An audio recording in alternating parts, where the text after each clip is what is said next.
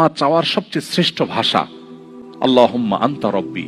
কত মধুময়, কত অর্থবহ, কত ঈমান জাগানিয়া, কত আপনার ঈমানি স্বাদ জাগ্রত করার মতো একটা দোয়া। আল্লাহুম্মা আনতা রব্বি, আল্লাহ আপনি আমার রব, আপনি আমার পালনকর্তা। আল্লাহুম্মা আনতা রব্বি লা ইলাহা ইল্লা আনতা, আপনি ছাড়া সত্যিকার কোনো মাবুদ নেই।